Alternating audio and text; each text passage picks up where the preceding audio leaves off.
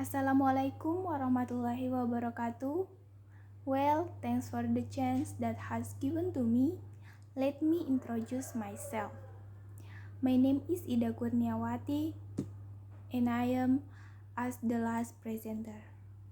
So today I'm gonna explain my material. The first is about what are the best kind of lesson, and then how important is it to follow a pre-arranged plan. Well, ladies and gentlemen, let's move to the material. The first material that is where are the best kind of lesson. One of the great enemies of successful teaching is student boredom. This is often caused by the deadening predictability of much classroom time. Siswa sering mengetahui apa yang akan terjadi di kelas, dan mereka tahu ini karena itu akan sama dengan apa yang terjadi di kelas sebelumnya dan seluruh rangkaian kelas sebelumnya. Sesuatu harus dilakukan untuk memutuskan rantai ini.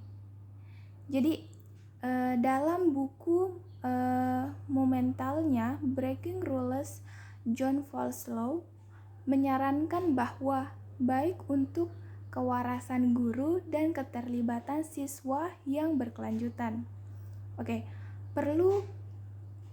Guru perlu melanggar pola perilaku mereka sendiri. If a teacher normally teaches in casual clothes, he should turn up one day wearing a suit. If a teacher normally sits down, she should stand up. If he or she is normally noisy, the energetic as a teacher, he or she should spend a class behaving calmly and slowly. Jadi, setiap kali guru melanggar salah satu aturan mereka sendiri, dengan kata lain, mereka mengirimkan riak ke seluruh kelas. Riak itu adalah campuran dari kejutan dan keingintahuan, dan ini merupakan titik awal yang sempurna untuk keterlibatan siswa. The need for the surprise and variety within a 50-minute lesson is also overwhelming. If, for example, students spend all of that time writing sentence, they will probably get bored. But if in that 50 minutes there are a number of different tasks with a selection of different topics, the students are much more likely to remain interested. This can be seen most clearly with children at primary and secondary levels. But when adults need a varied diet to keep them stimulated. However, variety is not the same as anarchy.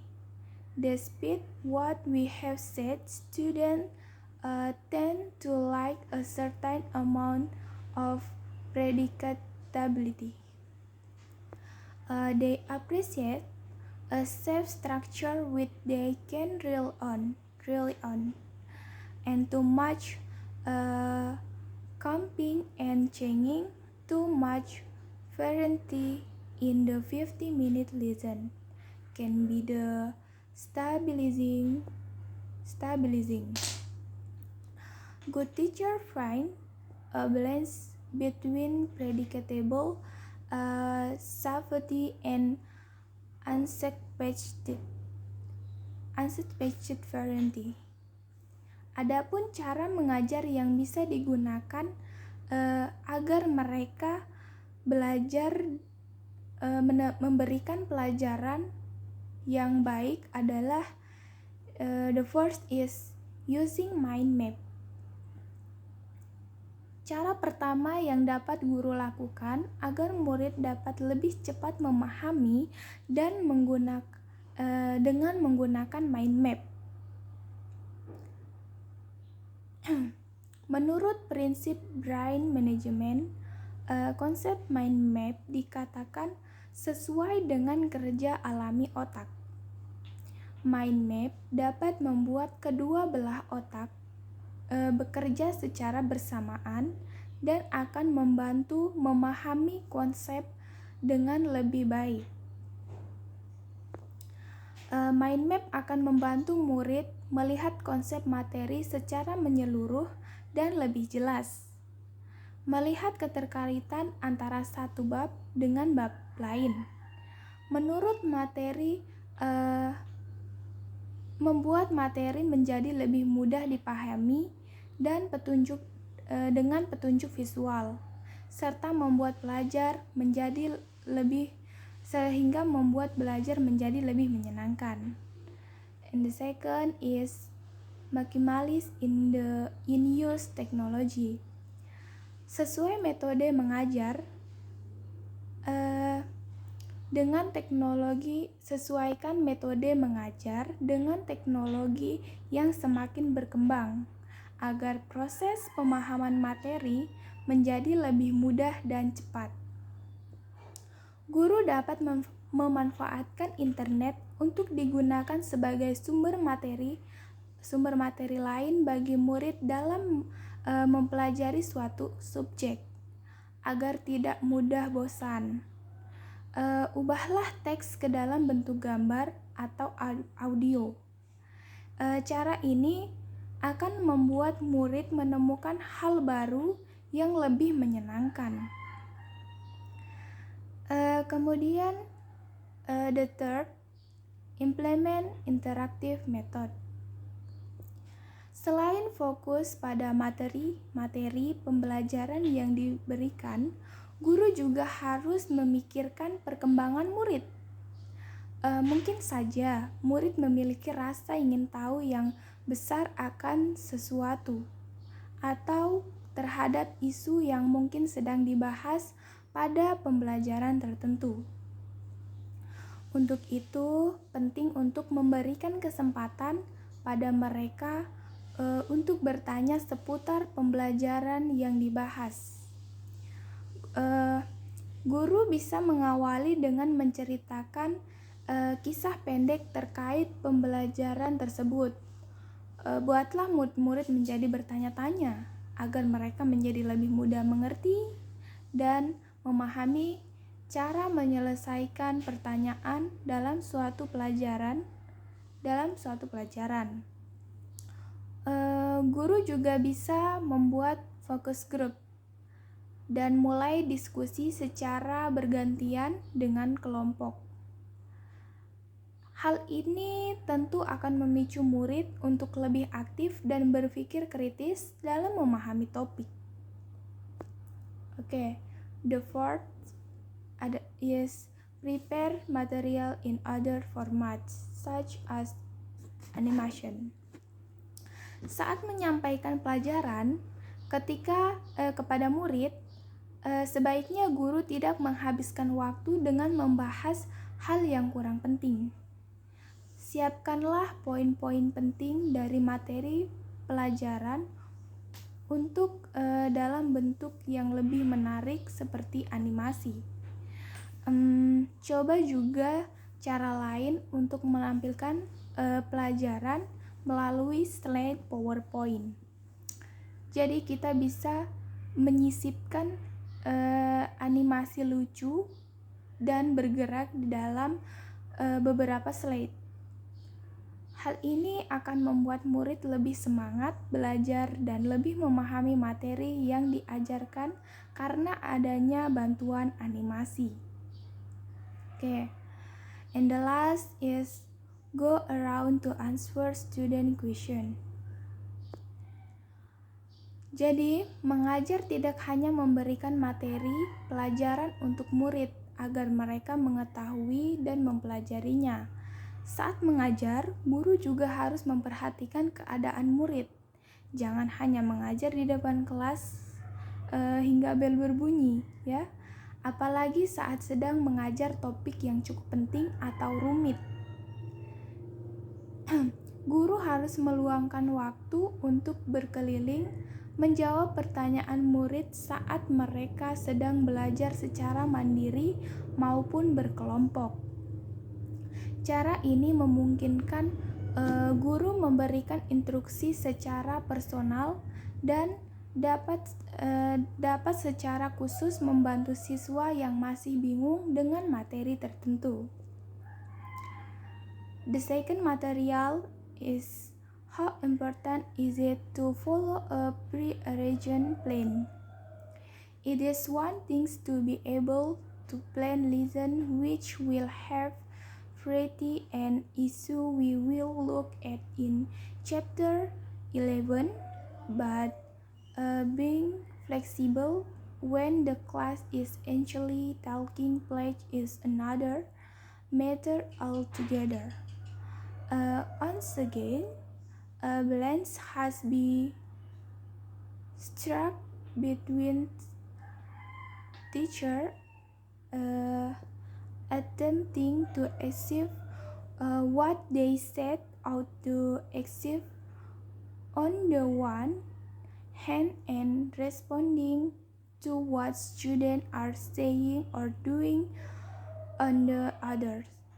Suppose that the teacher has planned that the students should prepare a dialogue and then act it out. After which there is a reading text and some exercise for them to get through. The teacher has allowed 20 minutes for dialogues, preparation, and acting out. But when the students start working teacher and then discover that they would like to spend at the last half the lesson on just the acting out phase which they are finding helpful and enjoyable. At that moment, he or she has to decide whether to abandon the original plan and go along with the student with us, or whether it is better to press ahead regardless. Another scenario is also possible. All the students are still working on dialogue preparation, except for two friends who have already finished it. The teacher then has to decide whether to tell them to wait for them others to catch up, which might make them bored and resentful, or whether to stop the rest of the class to prevent this. Then the other students may end up feeling frustrated because they didn't have a chance to finish. There are other cases too. The tape recorder suddenly doesn't work. The teacher has forgotten to bring the material they were relying on. The student look at the planet reading text and say, "We have done that before." Guru yang baik adalah guru yang fleksibel untuk menghadapi situasi ini, karena mereka fokus pada siswa dan apa yang mereka butuhkan. Mereka dapat bereaksi dengan cepat terhadap kejadian yang tidak direncanakan. Mungkin dalam kasus berpasangan yang menyelesaikan tugasnya dengan hati-hati. Misalnya, mereka memiliki beberapa tugas cepat yang berguna di lengan baju mereka yang dapat mereka minta agar dilakukan pasangan saat mereka menunggu.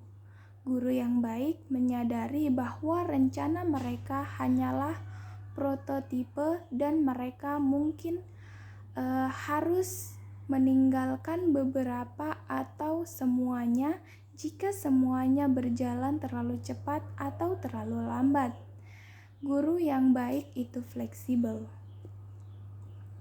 Well guys, that's all my material. I hope you can understand it.